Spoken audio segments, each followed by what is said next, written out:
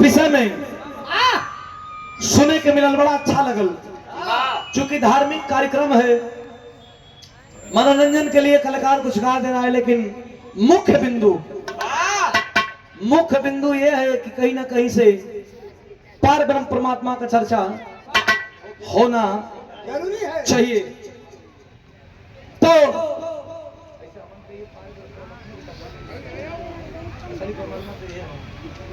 बड़ी सुंदर 10 मिनट आप लोग बैठेंगे, एक ऐसा चीज गावे जात बने बिरहा में कि जे के हमरा गा के बड़ा खुशी मिलेला। पता नहीं काहे जब मैं इस गीत को गाता हूं तो मेरे हृदय को बड़ा सुकून मिलता है। मुझे लगता है कि ऐसे गीतों का संकलन बिरहा में होना चाहिए। और मैं धन्यवाद देना चाहता हूं लेखक को, जिन्होंने प्रेमानंद महाराज से प्रेरित होकर के इस गीत को पिरोया है और इस गीत को लिख करके और हमें गाने का मौका भी दिए हैं। ये हमारे भगीरथ त्रिलोकपुर न जी, त्रिलोकपुर नो हमारे भगीरथ जी के द्वारा पुरस्कार आई बा। आप 500 रुपया पुरस्कार दिले बनी, बहुत बहुत दिल से धन्यवाद। आशीर्वाद की कामना ता जिंदगी रही, दिल से धन्यवाद बा। हालांकि एजा के भाषा भी मिश्री से भी मीठ बा। 2-3 जगह के रुचि ऐसा भाषा कि आदमी सुनेला तो हृदय के बड़ा सुकून मिलेला। हमारा बक्सर में चल जाई, हम जहां से बनी, हमारा लोकसभा बक्सर बा, कैमूर बक्सर में, तो जी बोलल जाला। केहू आई तो काजी ऐनी हाँ, पानी पियनी हाँ, रुआ खैनी हाँ, आराम करब कि ना। तब लगला लोग तो दुकानदारी चलावे में चेंज करेला हम लोग।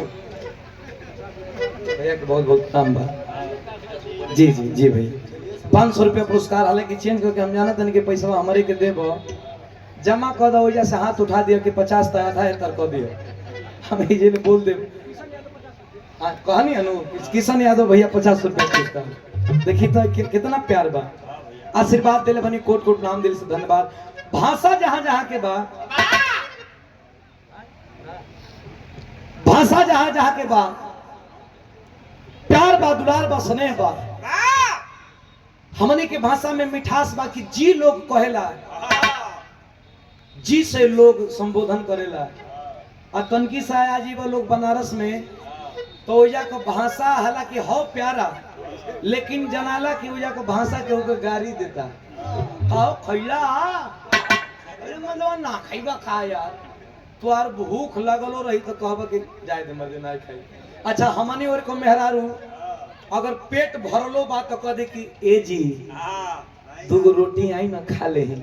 तो पेट भरलो बा तो मेहरारू को बात इतना मीठ बोली बा कि मन करे कि अरे इतना प्यार से कहती है मेहरारू, लिया मनो 2 रोटी और खाई ले।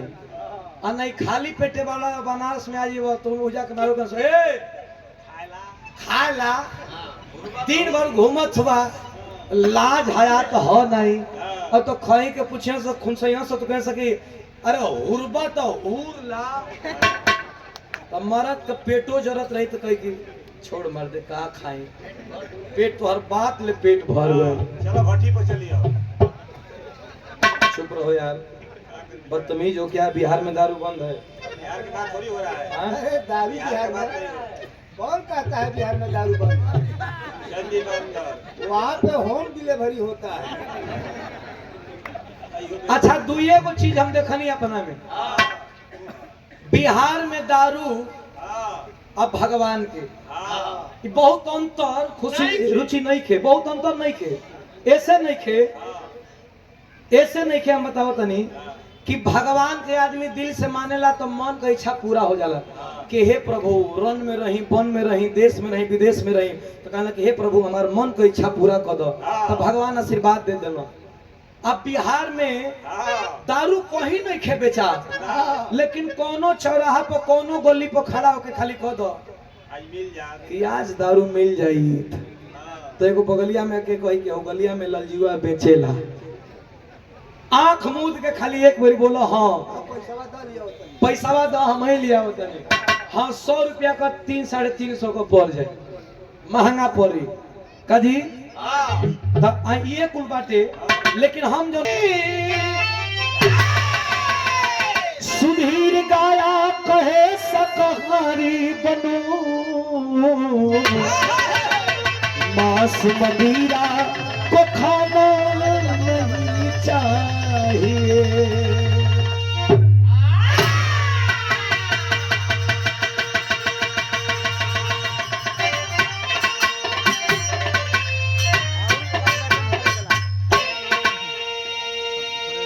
जिस जगह हो सजी शोख सुर्खियों की महफिल, उस जगह यार जाना नहीं चाहिए। अगर अपनी इज्जत की भलाई चाहते हैं तो जहां मदिरा पान हो रहा हो, जहां बार बलाएं डांस कर रही, यानी जहां जुआ हो रहा हो, जहां ऑर्केस्ट्रा हो रहा, तो एक शिक्षित लोगों को वहां जाना नहीं चाहिए। दो के संवाद में बिन कहे बोलकर, मतलब दो लोग बात कर रहे हैं तो बिना कहले तीसरा के मैं बोले के ना चाहिए। दो लोग बतियावत बा अब बिना कहले तू बोल रहा तो तुम्हार कोनो इज्जत नहीं। इसलिए बोलने से पहले सोचना जरूरी है, क्योंकि कितना आपके अंदर वजन है, कितना अच्छा आपके एजुकेशन है। आप एक बार किसी के सामने बोलेंगे, आपको एजुकेशन का पता चल जाएगा, कितना आप में विद्वता है आपका पता चल जाएगा सिर्फ बोलने से। और शाकाहारी बनो। देखिए एगो बाबा बैठल बानी जय गुरुदेव का नाम लेके कि मानो मानो एक समाज शुद्ध शाकाहारी बनिए। आपके देख के बड़ा हमारा खुशी भइल कि बाबा जी का कहना है शाकाहारी बन के हर इंसान को हो सके तो मांस मदिरा से दूर ही रहना चाहिए। हमें भी पहले नहीं ज्ञान था, हम भी खाते थे, हम झूठ नहीं बोलेंगे, लेकिन जब से मिला ज्ञान, जब से मार्गदर्शन हुआ, तब से हम क्या हमारी पूरी पार्टी लगभग छोड़ चुकी है। अच्छा भारत में रुचि, भारत में कई किस्म के खवैया बना है, देखा भारत में कई किस्म के खवैया बना। एक तो बाना की मुर्गा मछली खाई हाँ खूब खाई हाँ, लेकिन मंगर के ना खाई, मुर्गा मछली खाई हाँ लेकिन बेफे के ना खाई। एगो खवैया वो बना कि अंडा खाना लेकिन मुर्गा मछली ना खाना। आ एक आदमी माला कि अंडा मुर्गा कुछ नहीं खाना लेकिन ओकर रसावा चीखेला। माने हमनी के देश में कोई प्रकार के खवैया बने जेके जैसे स्वाद बा। आ कितना तैयो बने, कितना तैयो बने कि मुर्गा खाए मछली खाए लेकिन लहसुन प्याज ना खाई। माने हाँ कितना तो इतना बने कि नशा पता ही ना करे, लेकिन दारू जब मिल जाए तो कहे कि वो खाली थकान मिटाए भरती है, वो फ्री के अपन नहीं। तो यही बात भाई हमने के देश में तमाम प्रकार के विद्वान बने, विद्वानों का धरती बा। एक तरज लगत बा कैसे मास्टर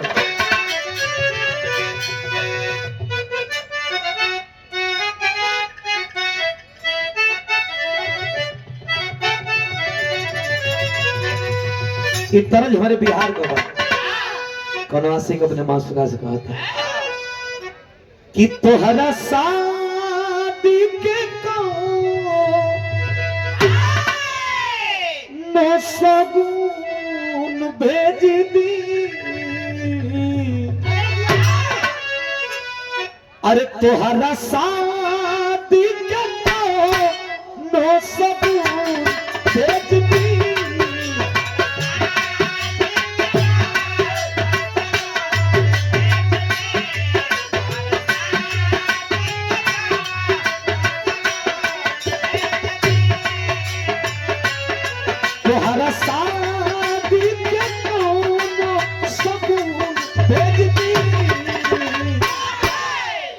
मेहंदी कौन परता था कहतून भेज दी,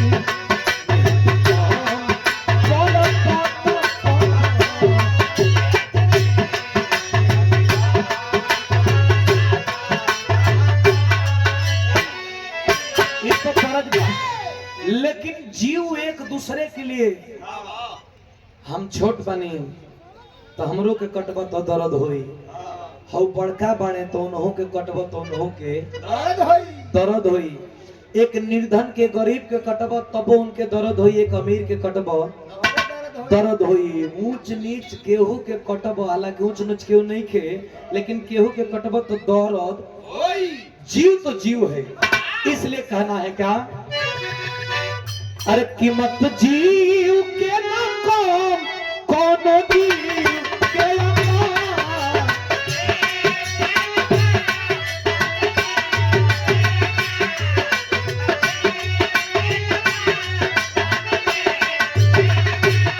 कीमत जीव के ना कम कोनो जीव के भले तेल तलहन काटी जीव के भले तेल तेरा मन बाकी।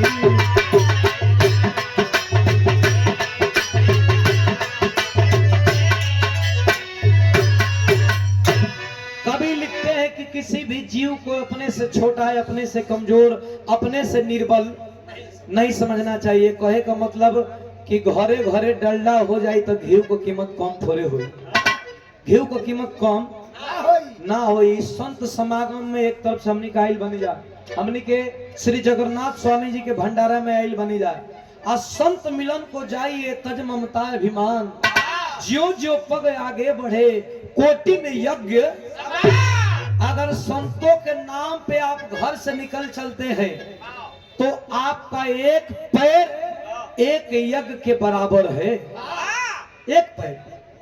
ना तो हमारा गांव में काम हो जाएगी, हमारा गांव में सत्यनारायण भगवान का कथा होत रहे। इधरो होला कि ना सत्यनारायण भगवान के कथा, सत्यनारायण भगवान के कथा हो रहा था और एगो मेहरारू शादी का जागल, रुचि तो निजा घटा हो गई, हमू निजा घटा हो गई। हमनी को कोई दिन जागे के नींद, हमनी के माई अगर एक दिन जागे आई तो 5 दिन सोती का जी, 5 दिन। एगो मेहरारू शादी से जागल आ चल गई सत्यनारायण भगवान को कथा सुने, तो वो कथा पर बैठल तबे ओकर नींद लागे लागल, लेकिन कैसहू जागल करे।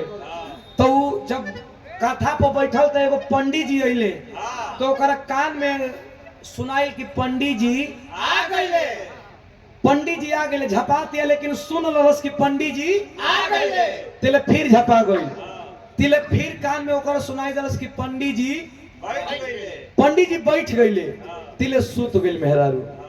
अब सुत गइल, अब एकियारी कथा खत्म भइल, तब जागल ओकरा कान में सुनाइल कि पंडित जी जाता रे, पंडित जी जाता रे। अच्छा, तो पंडित जी चल गए, ओकरा मन में खाली एगो बा कि पंडित जी आ गए, पंडित जी बैठ गए, पंडित जी जाता रे, पंडित जी जाता रे। घरे आई मरद कलश के का हो, तू तो गई रहलू हो सत्यनारायण भगवान के कथा सुने, का सुनलू हो। मर्द मेहरारू एक जगह बाना, रात का समय बा, मर्दा पूछा था कि का सुनलू हो, कुछ ज्ञान बताओ। तो तीन गो सुनले भी है कि पंडित जी आ गए, पंडित जी बैठ गए, अब पंडित जी जाता रे। अच्छा, तो कलश की सुननी है, ये सुननी है। मेहरारू अपने मर्द के बिन बतही जाती है, तिले 4-5 गो चोर एकरा घरे में ढूके लगना सो। तई तो अपना मर्दा से कहती है कि हम तो सुननी है कि पंडित जी आ गइले, पंडित जी आ गइले। चोरवा कह सकी अरे हमनी के देखत दिया का रे, हमनी के घरवा में घुसते बनी जाती ले, कहत दिया कि पंडित जी आ गइले। अब जितना चोरवा रहना सो जो है तहे बैठ गइल सो कि जना त लौको तनी जा। मर्दा कहलस कि अच्छा पंडित जी आ गइले, आगे का सुनलू हो, कहलस कि चुप रह, पंडित जी बैठ गइले। चोरवा कहा सर ये मर्दे कहीं के जना था 100% देखत दिया, आखिर आइली है जा तबो कल से कि पंडित जी आ गइले, आ देखा ना लुका के बैठ गइली है जा, तो कहत दिया कि पंडित जी बैठ गइले। कहत सके जैसे जितने जल्दी भागला में भलाई बा, जे ही भागे लगना सतीले मर्दा कहता कि औरी का सुनलू हो, कहते चुप रही, पंडित जी जाता रे, पंडित जी जाता रे। चोरवा कहा सकी जल्दी जितने जल्दी निकल भैया, नहीं तो ध्यान पर चढ़ैले भी आई, मरवा दे हमनी के। तो आखिर सुतियो गई तो 3 बात सुनलस, 3 बात से ओकर घर बच गई कि ना बच गई? 3 बात से ओकर घर बच गई। तो ऐसे संत समागम में गइल कबो व्यर्थ ना होला। कौनो चीज अपने दिल पर लेला तो हमेशा बनले रहेला। बड़ा लंबा चलो लिखले बनेगी। रमेश कुमार यादव मास्टर, बचऊ खेड़ा, खाली लिखले बने। हाँ, संदाना उनाव। अच्छा, और हम आप दोनों बड़े बिरहा कलाकारों का हृदय से स्वागत करते हुए आपको पुरस्कार प्रदान करते हैं और रुचि जी को भी देते हैं। यही मिले देवे के बाद आप उनके दे ही पाते हो। अच्छा, उनके दिया गया बा पुरस्कार। एक बार ताली बजा के आप लोग सम्मान कर दें। देखिए रुचि हंसे कर नहीं खे, मैं गलती नहीं खे बुझे की उतना घरी गईलू ह। इतिहास बताओ कि तू गावत लो तो हमके पैसा मिलल ह ना मिलल ह, लेकिन हम गावत नहीं तो तोहरो सम्मान में एकदम पुरस्कार तड़ा तोड़ आवत है। ऐसे हम लक्षण पानी बात के मानो मैंने कहल लिखले बड़े भैया, रुचि यादव को भी दे देंगे, मतलब डन हो गया है। ये बात के तनकी कमी पकड़ल जाला कि हम गाइला तो दूसरों कलाकार के सोचिला कि दूसरों कलाकार के दिक्कत न हो। मिले के चाहिए। कहानी ऐसे से शुरुआत में कैसे मास्टर?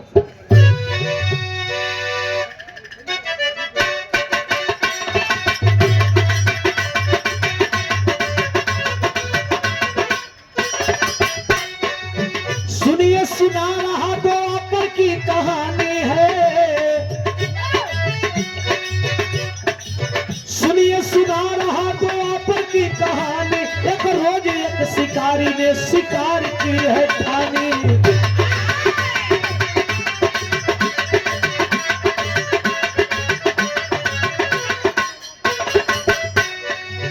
जंगल की ओर आया लिए धनुष बाणन को, जंगल की ओर आया लिए धनुष बाणन को। जाने विधाता वो हरेगा किसके प्राण को।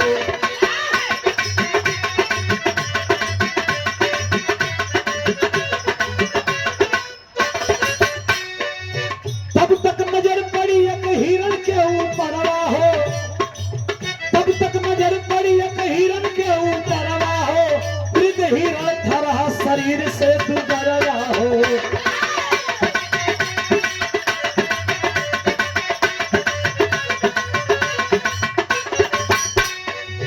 विनोद यादव जी, लल्लूमल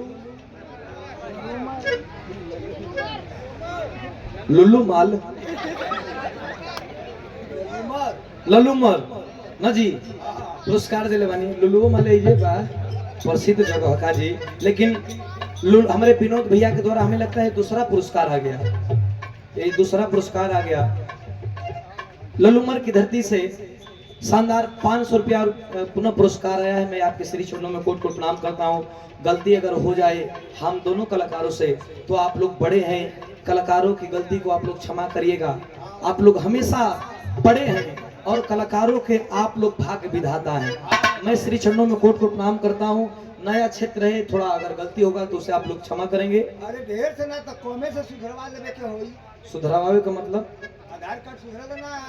तो मैंने कहा सोचा था कि जो मेरी गलती ना बनो तो मेरी पैसा दे दे सुधरवा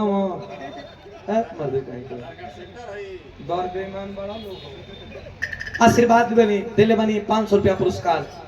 द्वापर की बात मैं बताने जा रहा हूं। एक शिकारी हाथ में धनुष बाण लेकर के, हाथ में धनुष बाण लेकर के जंगल के बीचों बीच आया शिकार के खोज में। आज जब शिकार के खोज में आया तो उसे कुछ नहीं मिला। एक वृद्ध बूढ़ा हो चुका एक हिरण दिख गया। शिकारी सोच गया कि ओहो अगर मैं इसे टारगेट करता हूं, इसे मारूंगा, तो ये वृद्ध हो चुका है, बूढ़ा हो चुका है, ये ज्यादा आगे भागेगा भी नहीं, या ज्यादा दौड़ेगा भी नहीं, इसे मारने में भी आसानी हो जाएगा।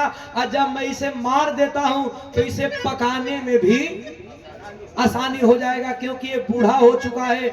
इसे मैं मार करके जल्दी पका करके खा लूंगा। ये भैया पहेलिया शिकारी वो हिरण के पीछे लग गया। हिरण को पता चल गया कि आज मेरी खैर नहीं, आज मैं मारा जाऊंगा। तो मरता क्या न करता, वो अपना प्राण लेकर के बूढ़ा हिरण, ए भैया बूढ़ो शरीर हो जाए, चाहे लड़का रही जवान रही, अपने जनवा के सबके मोह हो भैया, अपने जान का सबके मोह। वो बूढ़ा हिरण आगे आगे जंगल में भाग रहा है, पीछे पीछे वो नौजवान बहेलिया धनुष बाण लेकर के उस हिरण का पीछा कर रहा है।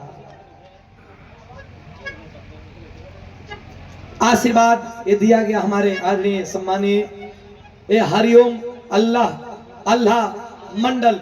अच्छा, जो आल्हा गाया जाता है, आदरणीय हमारे हरिओम आल्हा मंडल गायक ये शत्रुघ्न एवं साथी एवं शालिनी यादव जी, हमारे गार्जियन और रामपुर संधाना हिलौली उन्नाव की धरती से भारत सरकार के द्वारा, कि मैं बहुत बहुत तो आप कलाकार हैं तो एक मला आपको भी बनता है। रुचि जी हिलौली की तरफ बिल बोलू नहीं कहो, बहुत अच्छा जगह है, आल्हा गाया जाता है वहां पे। आपके द्वारा आशीर्वाद आया है, चरणों में कोट कोट प्रणाम, दिल से धन्यवाद। और पुनः पुरस्कार आशीर्वाद दिले बनी सुरेश यादव जी शिवराज खेड़ा की धरती से 100 रुपया पुरस्कार, चरणों में कोट कोट प्रणाम, दिल से धन्यवाद। आशीर्वाद की कामना था जिंदगी। आगे आगे बूढ़ा वृद्ध ओ हिरण जा रहा है, और पीछे पीछे हंसता हुआ वो पहेलिया जा रहा है, शिकारी जा रहा है कि इस हिरण को तो मैं मारूंगा, एक कितना दूर भागेगा। तब बिरहा में एक तरह लगत बा, कैसे बचल ए हो लड़का कहता है, जिंदगी में आईलू तू प्यार बन के, दिलवा में रही है बस मार बन के। जिंदगी में आईलू तू प्यार बन के, दिलवा में रही है बस मार बन के।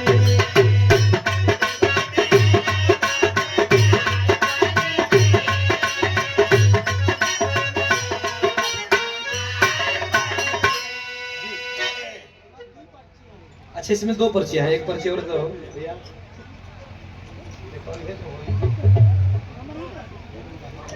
शानदार रामशंकर यादव जी बचाऊ खेड़ा संधाना से 50 रुपया पुरस्कार, कोट को प्रणाम, दिल से धन्यवाद बा। जिंदगी में अइलू तू प्यार बन के, दिलवा में रही है बस हमार बन के। इतिहासिक कहता, लेकिन आगे आगे भगत बा हिरण, वृद्ध हिरण, जान को मोह बा, क्या जरा हम मना न जाएंगे, मरे का कगार पे हिरण आइल, लेकिन जान का मोह बा, कैसे भगत बा। जान लेके भागा है हिरण जग से, जान लेके भागा है हिरण जग से, दिखी एक उसको किरण से।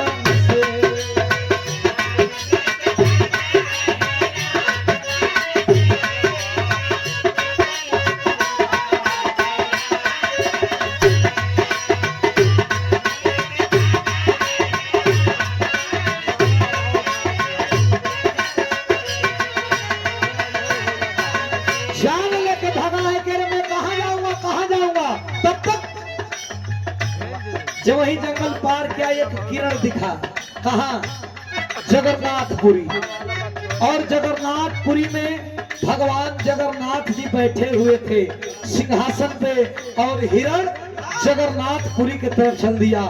जगन्नाथपुरी की तरफ चला तो भगवान जगन्नाथ के पैरों में जाके गिर गया, और भगवान जगन्नाथ के पैरों में जाके गिर पड़ा। तो भगवान जगन्नाथ जी कहते हैं क्या,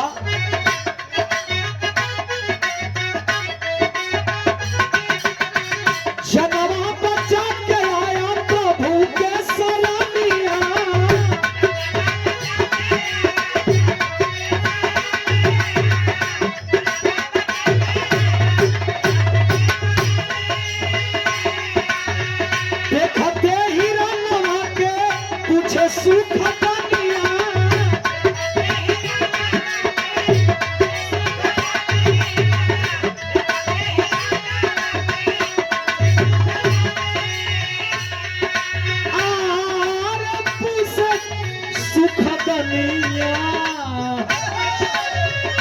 क्या है प्रयोजन कैसे आए बन से, क्या है प्रयोजन कैसे आए बन से, देखिए तो उसको किया कौन से।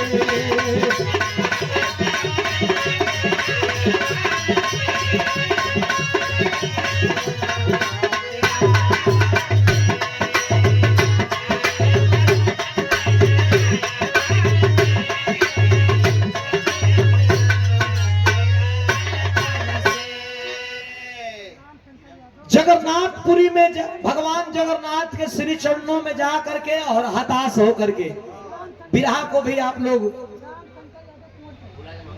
राम शंकर यादव कुंवर खेरा कुंवर खेरा की धरती से राम शंकर यादव बाबूजी के द्वारा आशीर्वाद आइल बा। चरणों में कोट कोट प्रणाम, दिल से धन्यवाद बा। प्रणाम बा, सबके आशीर्वाद की कामना हमेशा रही। और ये पुरस्कार हरिशंकर यादव जी सुलसा मऊ हिलगी की धरती से आशीर्वाद दिले बने। शानदार 500 रुपया पुरस्कार आपके श्री चरणों में कोट कोट नाम बा। सब भैया लोग के अच्छा पिछवा लिखल बा कहां एमा तो निकल अच्छा इदे ही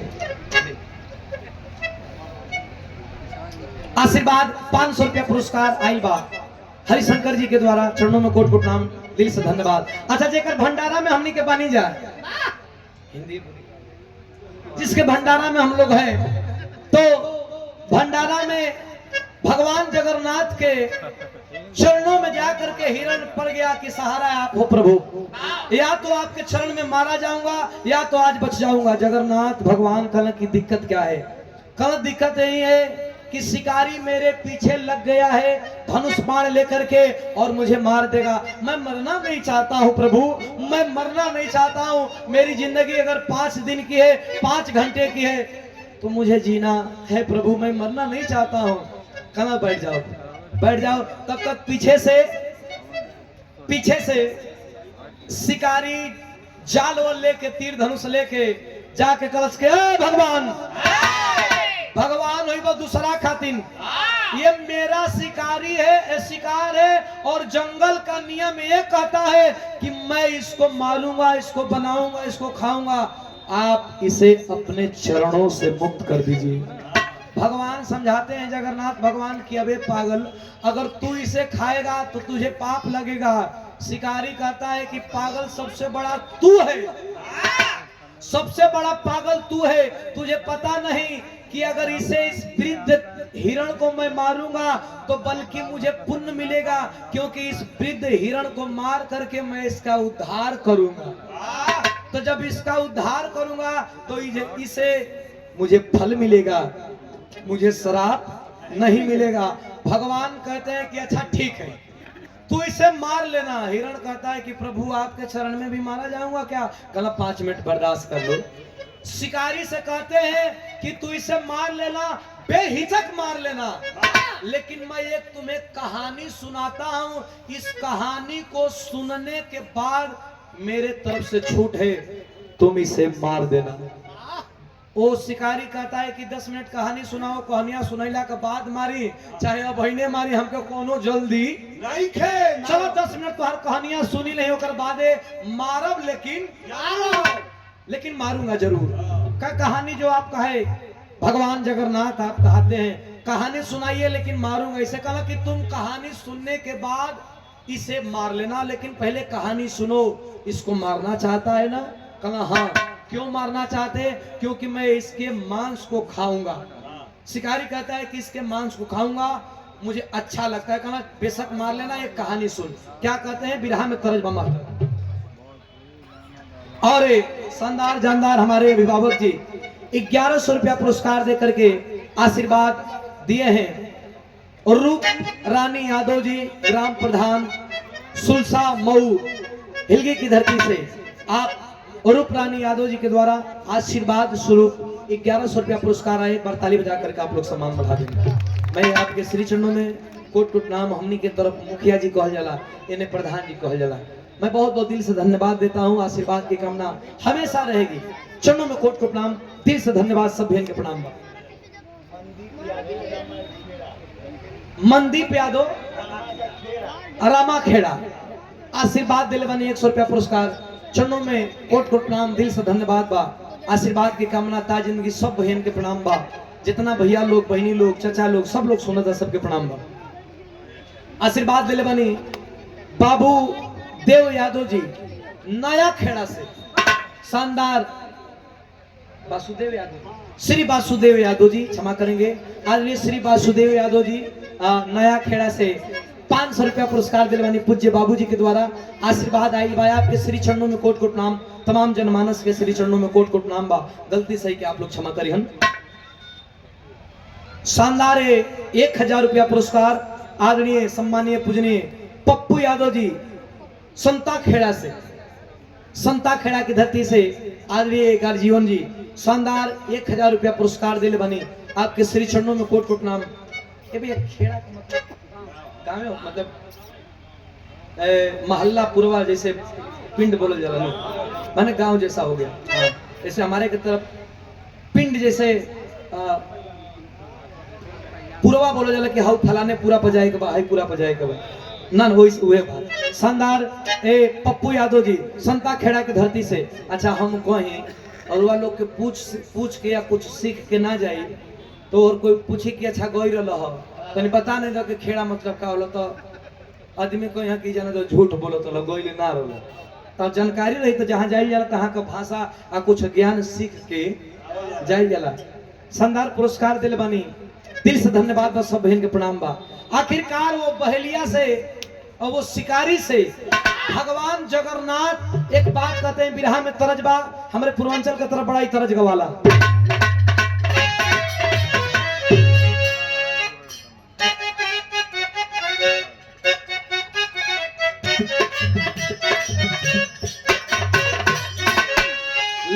लहावेला भैया, लेकिन कैसे लहावेला? अरे कि सासु मारे तनवा, सासु मारे तनवा, अरे ननदियो मारे तनवा रे तनवा, हई हो मारे ना, अरे तनवा हई हो मारे ना, अरे हमारे भौजी के बहिनी रे तनवा, हई हो मारे ना, हमारे भौजी के बहिनी रे तनवा।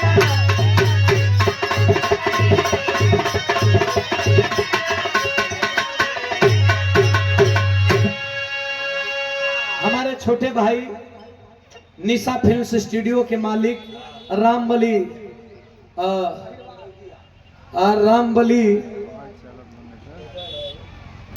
निषाद जी 500 रुपया पुरस्कार हमारे रामबली निषाद जी के द्वारा, निशा फिल्म्स के मालिक बानी, आपके द्वारा 500 रुपया पुरस्कार बा। अच्छा वीडियो चढ़ेला, क्वालिटी वाला वीडियो चढ़ेला। अब भाई के शादी भी निचका गइल बा, 21 अप्रैल के इनकर बियाह बा, बड़ा भव्य विवाह होता। समर भैया, गोलू राजा जी, कल्लू जी, रितेश पांडे जी, अनुपमा यादव जी, तमाम कलाकार आवत ना, हालांकि हमारे कपारे कुछ बोझल बा, लेकिन आवत अरे ये नहीं के शादी में बहुत दिल से धन्यवाद बा। 500 रुपया पुरस्कार दिल बनी, दिल से धन्यवाद बा। लेकिन भगवान जगन्नाथ जी उस शिकारी के एक बात कहता रे का,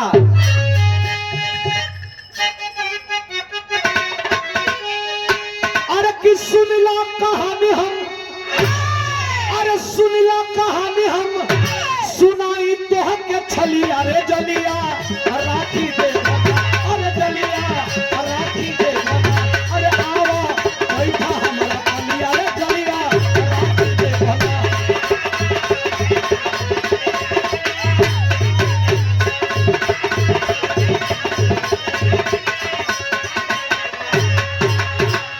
भगवान जगन्नाथ कहते हैं कि बेशक इस हिरण को मार लो, लेकिन तुम इसका मांस के लिए मारना चाहते हो ना, कि मार करके इसका मांस को खाऊंगा, तो बेशक मार लो, मेरे पास बैठो। एक कहानी सुनो, क्या कहते हैं?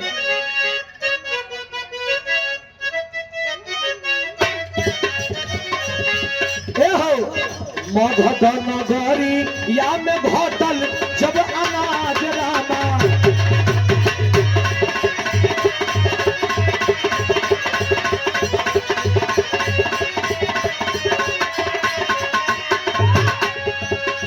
मंत्री को बुलाए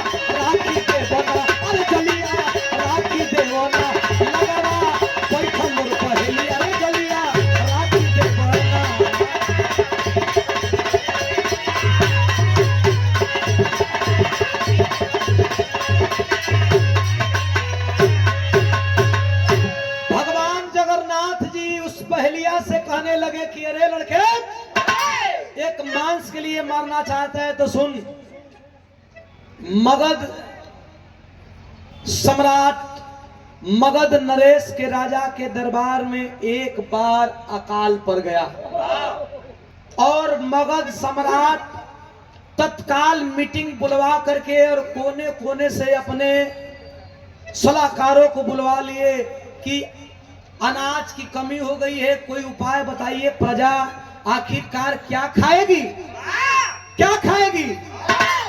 सभी का जुटान हुआ, सब लोग बैठते हैं, बारी बारी सब लोग अपना अपना मत देने लगे कि महाराज अनाज की पूर्ति कैसे की जा सकती है जब पूरा दरबार खचाखच भरा है, जब पूरा दरबार खचाखच भरा है। राजा ऊपर बैठ करके सुनना चाहते हैं कि आखिर कोई तो सलाह दीजिए कि अनाज खत्म है, हमारी प्रजा क्या खाएगी, बस कुछ दिनों का अनाज है।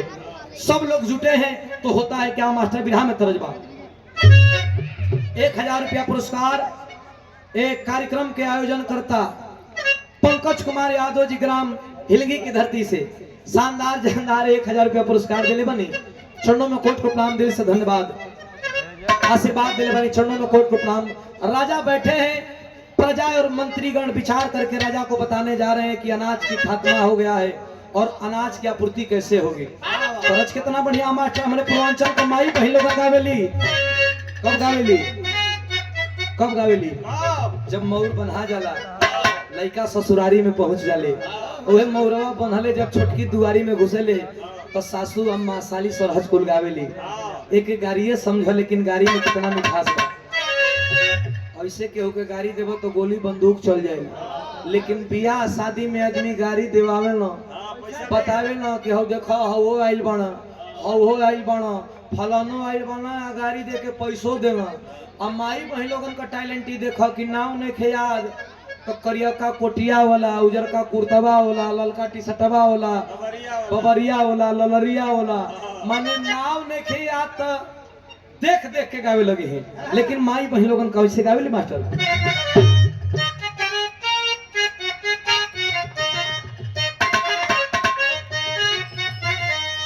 माई बहन लोगन गावेली कैसे, अरे कि छोटी मुकी घर के दुआरी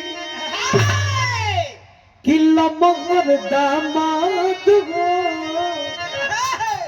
तनिए सानी हो रहे बाबू, तनिए सानी हो रहे बाबू। ए माई बहन लोगन गावेली, अरे परीक्षा हो रहे बाबू,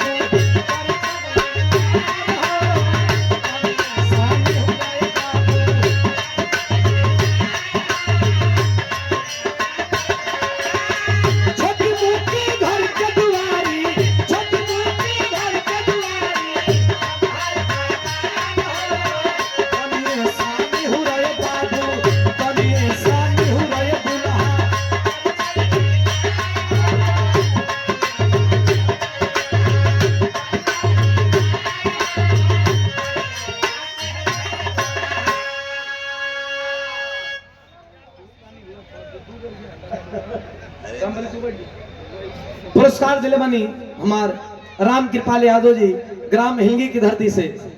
हाँ 5 मिनट और हमार गाना बा, 500 रुपया पुरस्कार दिले बनी, दिल से धन्यवाद बा, आशीर्वाद की कामना ताज जिंदगी बा। ठीक 200 रुपया जी, कौन बात ना, आशीर्वाद दिले बनी, चरणों में कोट को प्रणाम, दिल से धन्यवाद बा। लेकिन मंत्री गण को हता नहीं का,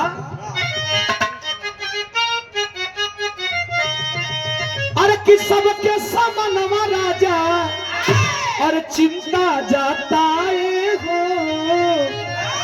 कवनो उपाय हमके केहू तो सुझाए हो। मंत्रीगण कहने लगे कि अनाज खत्म हो गई तो आदमी का खाई का खाई का खाई, केहू कुछ कहते नहीं थे। तब तक एक मंत्री खड़ा होके बोला कि सरकार अगर आदेश हो तो मैं उपाय बताऊं।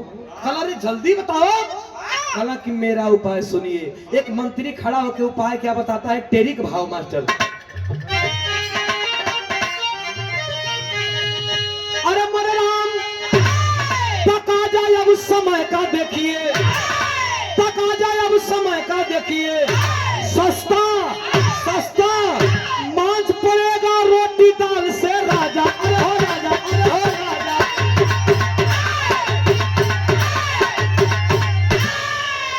मंत्री खड़ा होके बोला कि ये सरकार, हम लोगों का जंगल बड़ा विशाल है और हमारे जंगल में जंगली जानवर भी बहुत रहते हैं, अनाज नहीं है तो क्या हुआ, हम लोग जंगली जानवर को मार करके खा सकते हैं, भोजन स्वादिष्ट रहेगा और मांस भी स्वादिष्ट रहेगा।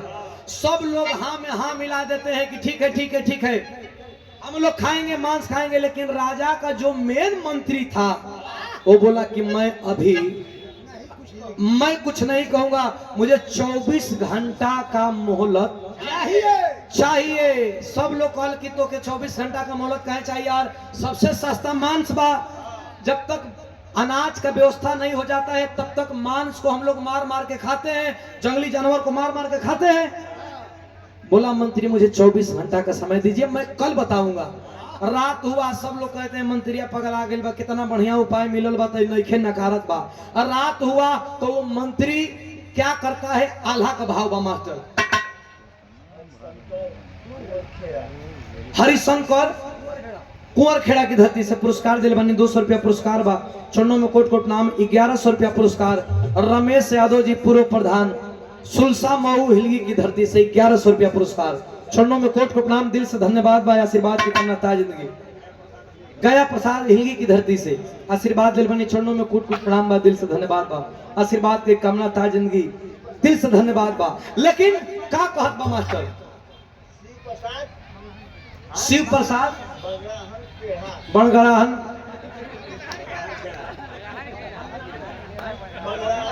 पगड़ाहन खेड़ा की धरती,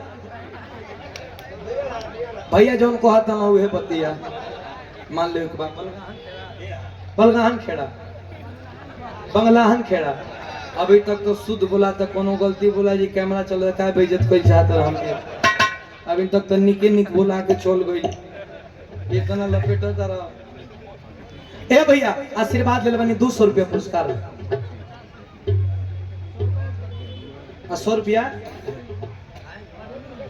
बदलू भैया हिंगी की धरती से आशीर्वाद ले बनी, चरणों में कोट को प्रणाम, आशीर्वाद की कामना था जिंदगी।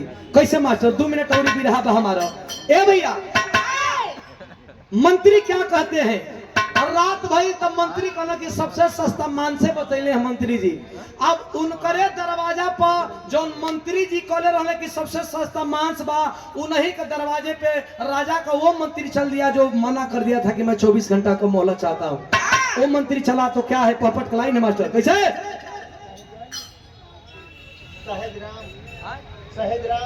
सहजराम चचा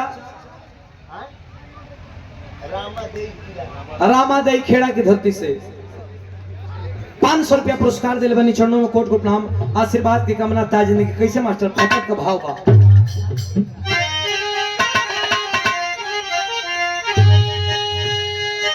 और राजा का मंत्री जो कहा था कि मैं नहीं समर्थन में हूं, जो मंत्री समर्थन में था उसके घर पे चला गया। 12 बजे रतिया का दरवाजा खटखटा के कहलस कि दुहाई हो सरकार, मंत्री जी तू यही रतिया का काइल बड़ा, कहलस कि तू का कहले रहला कि सबसे सस्ता मांस बा, तो सुनो राजा का अचानक तबीयत खराब हो गई बा। कहल कैसे, कहलस हो कैसे ना, वैद्य जी कहले बाड़े कि 100 ग्राम मांस आदमी का लेके आइब आ उहे मांस से दवाई बनी, राजा पीहे तो ठीक हो जाइए।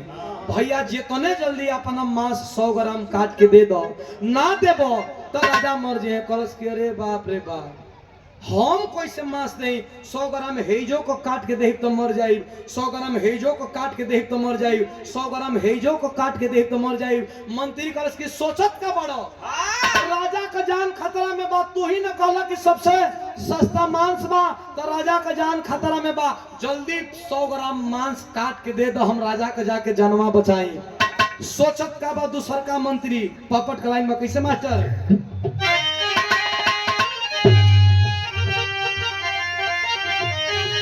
अरे दे के मसीहा का करबे खजाना जनमा चल जाई, अरे ले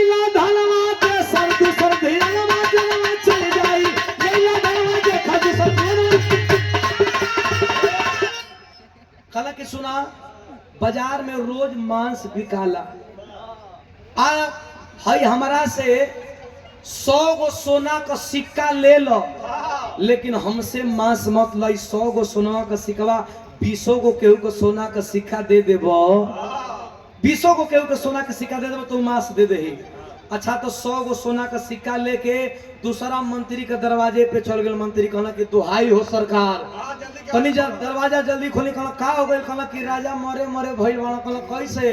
कहला कैसे ना वैद्य जी खोले बाड़ा कि आदमी का मांस का दवाई बनी, राजा पिए तो जी जई है। 100 ग्राम मांस हमके दे दो। कहला नहीं महाराज, हम कैसे मांस देब? हम मांस देब तो जी। अब कहला तो सभा में तू कल रह कि सबसे सस्ता मांस बा, तो सुना न 100 ग्राम दे दो। कहला ना ना ना ना हम मांस ना दे पाई। कहला तो 200 सोना का सिक्का ले लो, जा केहू ले किन लेबो दे दही, लेकिन हम ले ही बोई, हम दे ही बोई। रात भर में कम से कम 5000 सोना का सिक्का जुटा लहल।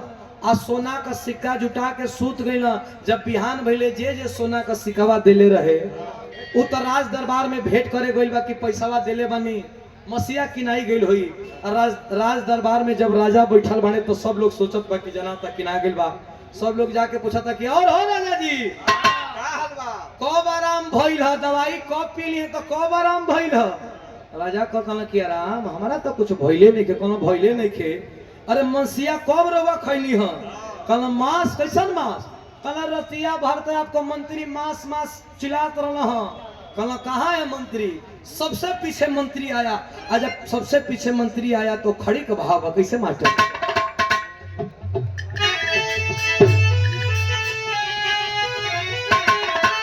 मंत्री सबसे पीछे आ करके, और जब राजा गुस्सेला कहला कि सबसे तुम पैसा तहसील के आए हो?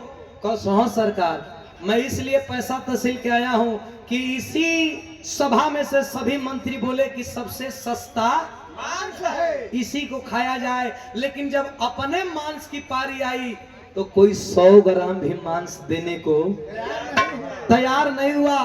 पूरा बकरा और पूरा जंगली जानवर खाने के लिए इन लोगों को सस्ता है, लेकिन अपने शरीर से 100 ग्राम मांस भी देना कोई चाहता नहीं है। तो अब बताइए कि सबसे महंगा तो मांस है, जिसे सबसे सस्ता मांस को बताया गया है।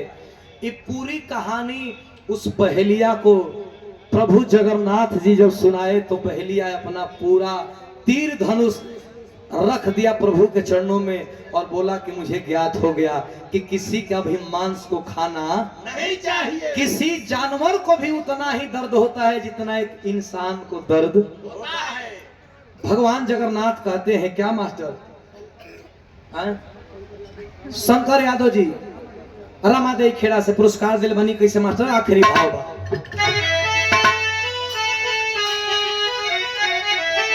अरे जीव सभी बड़ भागी कहल मोहन रसिया, अरे कबहू खैया मत केहू कमर भैया मसिया।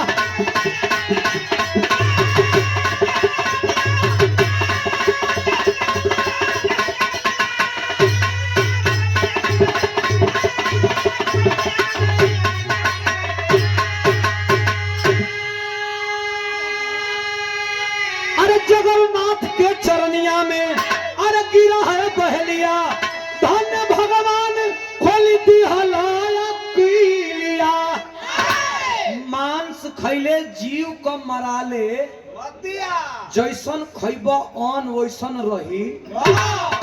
अगर मांस मदिरा आप खाते हैं तो आपका जीवन भी वैसा ही ढल जाता है, एक राक्षस के जैसे आपका जीवन हो जाता है। भगवान के जगन्नाथ के श्री चरणों में बहेलिया गिर के कहता है कि आप मुझे मेरी आंखों को पट्टी को ही नहीं छुड़वा दिए, बल्कि मुझे आप राक्षस से मनुष्य बना दिए। भगवान के चरणों में, भगवान जगन्नाथ के चरणों में गिर करके बहेलिया गले लग करके उस हिरण, वृद्ध हिरण से रोने लगा। बोला कि आज अनजाने में अगर भगवान के श्री चरणों में नहीं आया होता तो अनजाने में बहुत बड़ा पाप हो गया होता। तो बोलिए भगवान जगन्नाथ की, भगवान जगन्नाथ की। भगवान आशीष दे करके उसे वहां से विदा करते हैं। तो गुरु घराने का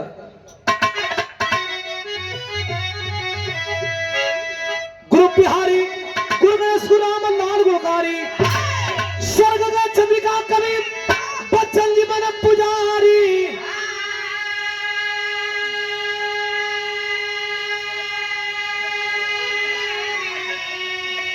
अरे तक आ जाए अब समय का देखिए सुधीर दहरिया बतैले जा दहरिया बतैले जा गुरु हमारी भूला लीगा हरिया बतैले जा गुरु हमारी भूला लीगा हरिया बतैले जा गुरु हमारी भूला लीगा हरिया बतैले जा। धन्यवाद बा। हम जाना तनी कि कुछ समय भी बढ़ गई बा हमरा के समझावे में भी रहा तो समय जौन बढ़ल बा ओकरा से हम आप लोग से दोनों हाथ जोड़ के क्षमा चाहतनी तनी